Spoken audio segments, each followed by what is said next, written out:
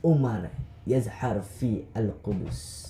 Sebelum menulis tulisannya itu, ia paham bahwa apa yang ia lakukan akan menimbulkan berbagai kontroversi. Namun, kepentingan umat membuat ia terus menulis dengan menggunakan metode yang menarik. Ia mulai menggoreskan ceritanya di mana seorang pemuda yang bermimpi lalu melihat Umar bin Khattab muncul di Palestina.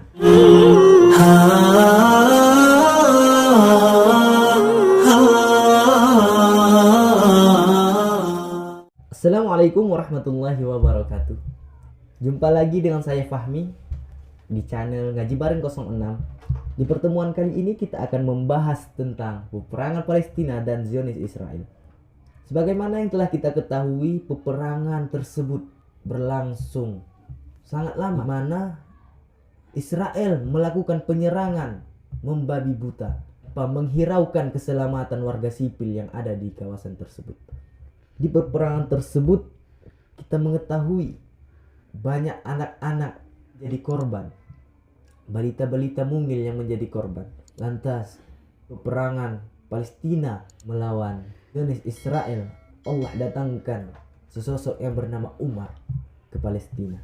Jauh sebelumnya Mesir sudah mengambil peran dalam membela Palestina dengan berbagai cara dan media. Zaman dulu, tepatnya di tahun 1967 Masehi, seorang sastrawan Mesir, Najib Al-Khailani, menulis sebuah kisah Islam yang diselipi pesan penting tentang Palestina.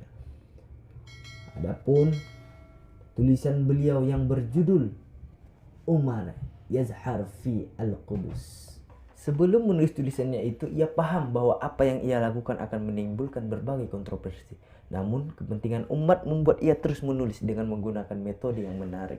Ia mulai menggoreskan ceritanya di mana seorang pemuda yang bermimpi lalu melihat Umar bin Khattab muncul di Palestina. Dalam video ini, saya tidak akan menceritakan kisah dari tulisan Al-Khailani secara utuh, namun hanya memperbaiki beberapa potongan lalu menarik kesimpulan penting dari pesan yang akan disampaikan oleh penulis. Mimpi pemuda tersebut dimulai di mana ia berjalan bersama Umar Al-Khattab mengelilingi Palestina, melihat berbagai macam perkembangan yang tidak ada di zaman kepemimpinannya.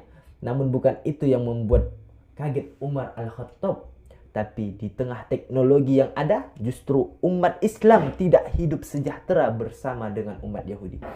Sang pemuda mulai menjelaskan tentang apa yang terjadi di negaranya, tentang penindasan, perampasan, dan berbagai tindak kriminal yang dilakukan oleh umat Yahudi. Hal ini membuat Umar Khattab berpikir harus mengambil tindakan lebih lanjut. Tidak hanya diam, Umar Al-Khattab lalu membuat beberapa pertemuan dengan para umat Islam dan Yahudi dan membicarakan tentang apa yang harusnya dilakukan. Namun ternyata tindakan Umar tersebut tidak berjalan seperti apa yang diinginkan. Tindakan Umar itu membuat gesekan di antara umat Yahudi. Di antara mereka yang ada setuju dengan langkah tersebut, dan banyak di antara mereka merasa berhak untuk berkuasa dan enggan berbagi tanah. Mereka marah dengan adanya Umar Al-Khattab yang seolah menjadi pahlawan. Para pemuda Yahudi pun mulai menggencarkan fitnah untuk merusak nama baik Umar. Mereka menggunakan seorang perempuan yang mendukung Umar sebagai alatnya. Ia fitnah Umar setelah melakukan hal yang tidak senonoh kepada perempuan tersebut. Namun fitnah itu gagal dan tidak lama hilang dengan sendirinya. Mereka terus berusaha dengan berbagai cara agar suara Umar tidak didengar dan namanya menjadi buruk, dan kemudian pergi dari daerah Palestina. Para pendukung Umar pun melihat agar ia segera pergi dari daerahnya agar tidak terjadi apa yang tidak diinginkan. Namun Umar tetap teguh dengan pendiriannya untuk mengadilkan masyarakat.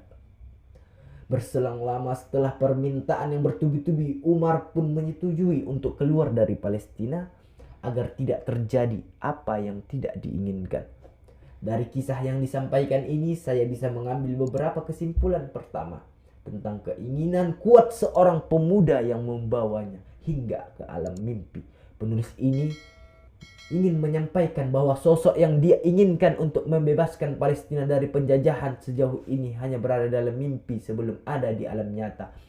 Kedua, tentang sosok yang hebat dan memiliki kemampuan kompeten untuk menyelesaikan masalah yang ada di sana.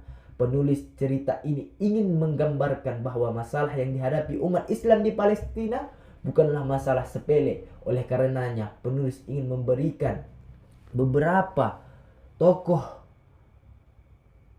pada ceritanya kepada sosok Sayyidina Umar Al-Khattab, khalifah yang paling tegas dan disegani dan yang paling ditakuti, bahkan setan pun takut kepada beliau.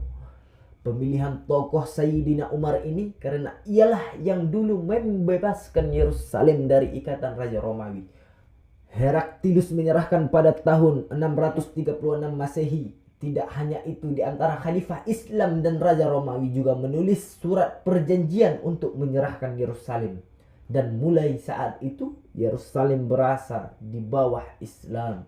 Uniknya, meskipun sosok yang paling hebat itu sudah turun tangan dengan cara yang elegan dan penuh dengan kesopanan, namun Yahudi tetap tidak menerima kedamaian.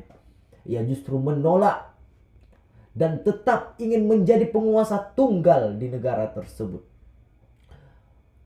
Umar dari tempatnya seolah menyampaikan bahwa cara yang sopan ini tidak lagi bisa berlaku untuk Yahudi.